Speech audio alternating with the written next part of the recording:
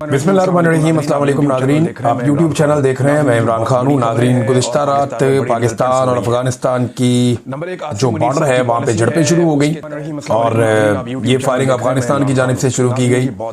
जो पाकिस्तान का मीडिया उसने ये रिपोर्ट किया, पाकिस्तान के सिक्योरिटी ज़राए ने यही बताया कि ये अफगानिस्तान की जानिब से कार्रवाई की गई है। अच्छा, इसमें जो इंटरनेशनल मीडिया है वो भी यही कह रहा है कि ये अफगानिस्तान की पहले रिटेलिएशन है, और वो रिटेलिएशन का लफ्ज़ इसलिए इस्तेमाल कर रहे हैं कि आज से 2 दिन पहले पाकिस्तान ने काबुल के नज़दीक एक अटैक किया था, जिसमें पाकिस्तान के सिक्योरिटी ज़राए ये दावा कर रहे थे कि टीटीपी के सरबराह को नूर वली महसूद को मार दिया गया है, लेकिन अभी तक उसकी कोई कंफर्मेशन अफगानिस्तान से बाद में आई नहीं। कुछ और दहशतगर्दों का नाम लिया गया, लेकिन वो दहशतगर्द 2018 और 2019 में, यानी आज से 7 और 8 साल पहले मारे जा चुके हैं और उनकी खबरें मरने की पहले ही चल चुकी है।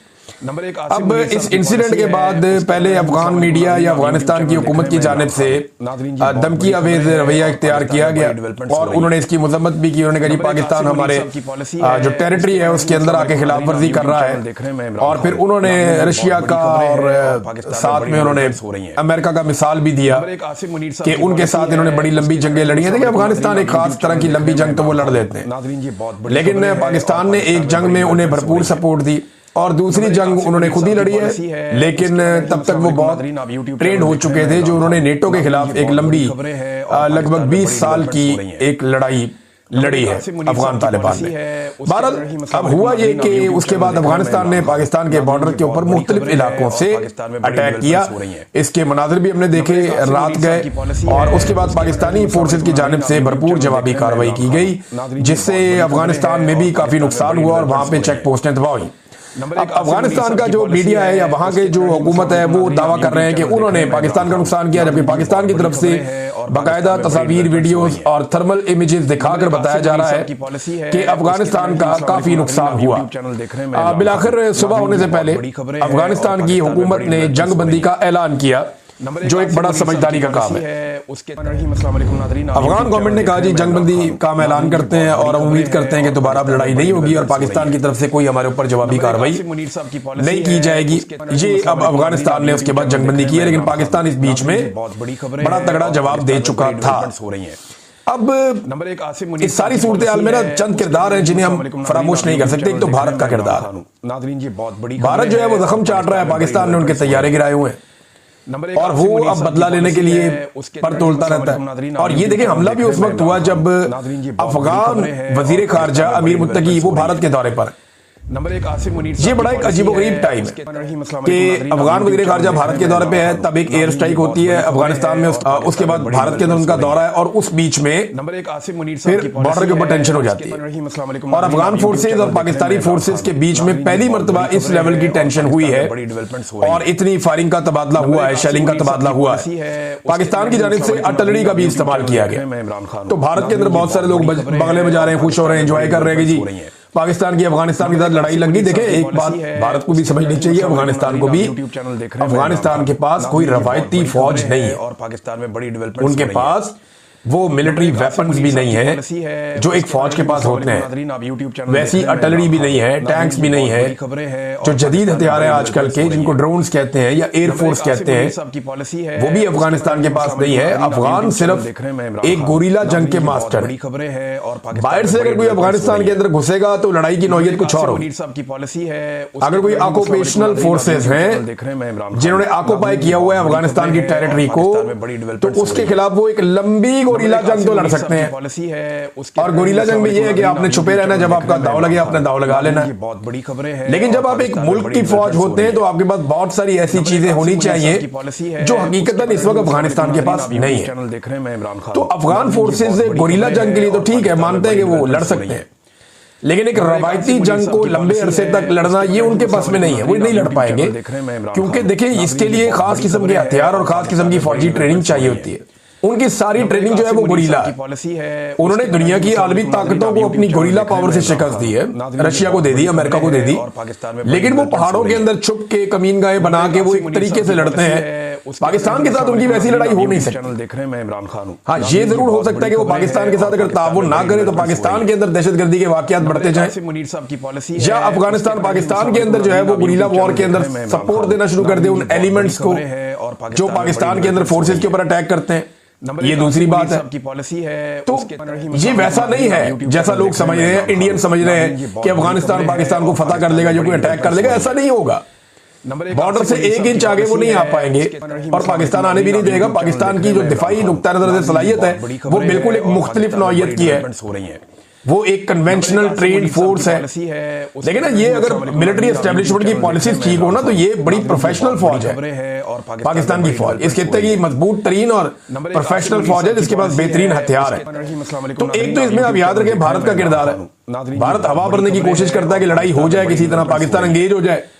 नंबर 1 आसिम मुनीर साहब। भारत भी ये जानता है कि अफगानिस्तान के पास उस नौइयत के हथियार या ट्रेनिंग नहीं है कि वो बॉर्डर से कोई बहुत बड़ा दबाव डाले। बड़ी डेवलपमेंट्स हो रही हैं। लेकिन भारत ये जानता है कि अफगानिस्तान एंगेज कर सकता है और उसके जरिए से पाकिस्तान के अंदर के हालात खराब कराए जा सकते हैं। जैसा कि माजी में परवेज मुशर्रफ के दौर में परवेज मुशर्रफ ने कहा था कि भारत के अफगानिस्तान के बॉर्डर के साथ साथ ट्रेनिंग कैंप्स हैं जहां से दहशतगर्द ट्रेन होते हैं, वो पाकिस्तान में आते हैं और आकर दहशतगर्दी करते हैं। बड़ी खबरें हैं और पाकिस्तान ये परवेज मुशर्रफ ने कहा था। तो उस वक्त क्योंकि अफगानिस्तान के अंदर जो हुकूमत थी वो हमारे बहुत खिलाफ थी पाकिस्तान के, लिहाजा हमारी बात नहीं बन रही थी। बहुत बड़ी खबरें हैं। अब जो अफगानिस्तान की हुकूमत है इसमें हमारे पास मौका था बड़ा जबरदस्त आसिम मुनीर साहब की पॉलिसी है कि हम उनके साथ अच्छे ताल्लुकात बना लेते और एक वर्किंग रिलेशन हम उनके साथ डेवलप कर लेते और पाकिस्तान में। लेकिन हमने ये किया नहीं क्योंकि इसमें एक फैक्टर और है जिसे हम अमेरिका कहते हैं। अब अमेरिका को अफगानिस्तान में बगराम एयरबेस चाहिए और ट्रंप की इसी ख्वाहिश के बाद कुछ सख्त बयान पाकिस्तान की जानिब से दिए गए। जैसा कि ख्वाजा आसिफ ने अफगानिस्तान को दुश्मन मुल्क करार दे दिया। जब डोनाल्ड ट्रंप ने बगराम एयरबेस मांगी उसके बाद हमने बयानात सुने, ख्वाजा आसिफ के बयानात का जमीन आसमान का फर्क हो गया। नंबर 1 आसिम मुनीर साहब की। अब यही ख्वाजा आसिफ है जो अमेरिका के मुकाबले में अफगान तालिबान के बारे में ये कहते थे कि ताकतें तुम्हारी हैं और खुदा हमारा है। यही ख्वाजा आसिफ है जिसने ये मौक़िफ़ लिया था कि अमेरिका और नेटो को उन्होंने कहा कि ताकतें तुम्हारी हैं और तालिबान की तरफ उनका इशारा था कि और खुदा हमारा है। ये ख्वाजा आसिफ साहब थे। लेकिन वही ख्वाजा आसिफ साहब ने जब एस्टेब्लिशमेंट के जूते पकड़े तो फिर उन्होंने कहा जी कि नहीं, अब क्योंकि एस्टेब्लिशमेंट अमेरिका को खुश रखना चाहती है तो जैसे ही अमेरिका को बगराम एयरबेस की याद आई और डोनाल्ड ट्रंप ने उस ख्वाहिश का इजहार किया तो ख्वाजा आसिफ ने कह दिया कि अफगानिस्तान हमारा दुश्मन मुल्क है और पाकिस्तान में बड़ी। अब भारत के अंदर खुशियां मनाई गई लेकिन फायदा कोई नहीं और अमेरिका ने इस लड़ाई में आना कोई नहीं है। वो कानों को हाथ लगाकर गए कि अफगानिस्तान की सरजमीन पे तो वो नहीं उतरते। खबरें हैं और हाँ, ये है कि पाकिस्तान में कोई अड्डा वड्डा उनको मिल जाए, यहाँ से जाके वहां अटैक करके वापस आने अलग बात है। वहां उस सरजमीन पे यूट्यूब चैनल देख वो नहीं उतरते, वहां वो जाएंगे नहीं। खबरें हैं और पाकिस्तान में बड़ी। ट्रंप जो है उसके बाद एक और मौका था गुज़िश्ता रात, आसिम मुनीर साहब की पॉलिसी। तालिबान ने खुद ही जंगबंदी कर दी, वरना ट्रंप फायदा उठा सकता था और वो ये कह सकता था कि 1 साल में मैंने 9 जंगें रुकवाई। डेवलपमेंट्स हो रही हैं। इससे पहले वो 8 जंगों का दावेदार है। 9वीं जंग का भी मौका मिला हुआ था रात को। अगर ट्रंप को जगाकर ये कहा जाता, फौरी तौर पे ये कहा जाता कि जनाब आप इसमें मुदाखलत करें, तो फिर ये जंगबंदी भी अपने खाते में डोनाल्ड ट्रंप डाल सकते थे। अच्छा नाज़रीन, इसमें कुछ चीजें और हैं वो हमें याद रखनी पड़ेगी। गल्फ मुमालिक जो है उनका बड़ा इंपॉर्टेंट रोल है क्योंकि दोनों मुसलमान मुल्क हैं जिनमें लड़ाई हुई है। पाकिस्तान अफगानिस्तान को हमेशा अपना ब्रदर इस्लामी मुल्क कहता रहा है। पाकिस्तान ने बड़ी कुर्बानी दी है, बहुत बड़ी तादाद में अफगान मुहाजिरीन को पाकिस्तान में जगह दी है। जब रशिया ने अटैक किया तब भी और जब अमेरिकन ने अटैक किया तब भी। ये मिलियंस के अंदर लोग पाकिस्तान में रहते रहे, बड़ी डेवलपमेंट्स हो रही हैं और वापस भी गए। तो पाकिस्तान इनके साथ बेहतरीन ताल्लुकात बना सकता था, रख सकता था। लेकिन पाकिस्तान का वजीर खारजा जो बिलावल था, इमरान खान का रिजीम चेंज हुआ तो इमरान खान का नुक्ता नजर था कि अफगानिस्तान के साथ ऐसा ताल्लुक बनाया जाए कि दहशतगर्दी का मसला हमेशा खत्म किया जाए। बड़ी खबरें हैं और उस पर काम हो रहा था। लेकिन बिलावल ने पूरी दुनिया का ट्रैवल किया, अफगानिस्तान का ट्रैवल नहीं किया। और गल्फ ममालिक की जानिब से 2 ममालिक का स्टेटमेंट मेरे सामने पड़ा हुआ है, एक सऊदी अरब का और एक ओमान का। ओमान में जो है वो उनके बहुत बड़े जो आलिम हैं जो सरकारी उनकी जानिब से, और दूसरी जब सऊदी अरब का भी एक सरकारी स्टेटमेंट है और उन दोनों ने जंगबंदी का कहा और दोनों ममालिक को कहा कि आप आपस में बातचीत करें। अब ये जो तालिबान है जिनके साथ पाकिस्तान की झड़प हुई है, ये पाकिस्तान ने तैयार की। ये बात हमें याद रखनी पड़ेगी। अमेरिका के और गल्फ ममालिक के कहने पर या नेटो ममालिक जो थे उनके कहने पर हमने इन तालिबान को यहाँ पे तैयार किया था पाकिस्तान में, दुनिया भर से इनको इकट्ठा किया था। अफगानिस्तान से हम इनको यहाँ पे लेकर आए थे। ये पाकिस्तान के मदारिस में तालीम हासिल करते थे, पाकिस्तान को बहुत सारे डॉलर्स मिलते थे। हमने इनको ट्रेनिंग दी, इनको हथियार दिए, इनको हथियार चलाना सिखाया, इनको जंगी हिकमत अमली सिखाई।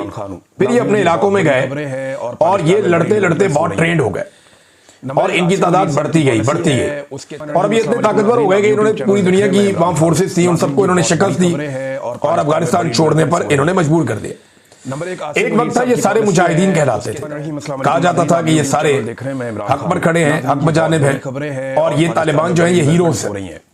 मुझे अच्छी तरह याद है एक मूवी हमने अपने बचपन में देखी थी, वो आपने नाम सुना होगा, सिल्वेस्टर स्टैलोन का, देख रहे हैं मैं इमरान खान हूं। रैम्बो, बहुत बड़ी खबरें हैं, रॉकी भी उसकी मूवी है, रैम्बो भी उसकी मूवी है। नंबर एक आप अच्छी तरह चेहरा पहचान लेंगे, पाकिस्तान में बड़ा मकबूल है। इसकी जो रैम्बो थर्ड पार्ट आया था ना, थर्ड ब्लड रैम्बो का, डेवलपमेंट्स हो रही हैं। उसमें ये आदमी अफगानिस्तान से अपने चंद लोगों को छुड़वाने के लिए आता है, बहुत बड़ी खबर, जिनमें इसका एक कमांडर भी होता है। डेवलपमेंट्स हो रही हैं। तो मुझे अच्छी तरह याद है कि ये जो रैम्बो थर्ड है, तीसरा हिस्सा जो फिल्म का तीसरा पार्ट, नादरीन आप YouTube चैनल देख रहे हैं मैं इमरान खान, उसमें वो रशियन से लड़ता है खबरें हैं रैम्बो, पाकिस्तान में बड़ी डेवलपमेंट और अपने एक फौजी को छुड़ाना चाहता है वहां से, एक कमांडर की पॉलिसी है उसके, और इस बीच में और लोगों को भी छुड़वाता है। तो जो तालिबान है उनको हीरो दिखाया गया और पाकिस्तान में तालिबान जो है वो हीरो थे और वो रशिया से लड़ रहे थे। लेकिन उसके बाद हमने देखा 2001 के बाद जो मूवीज बनी, पूरा एक बयानिया बना, उसमें यही तालिबान जो है वो गुंडे बन गए और पाकिस्तान में और ये विलन बन गए। इनके बारे में मशहूर हो गया कि नहीं पहले ये हीरो हुआ करते थे, अब ये गुंडे हैं। पिछली फिल्मों के अंदर यही लोग जो हैं वो हीरोज थे, अब मौजूदा फिल्मों में यही लोग जो हैं वो विलन बन गए हैं।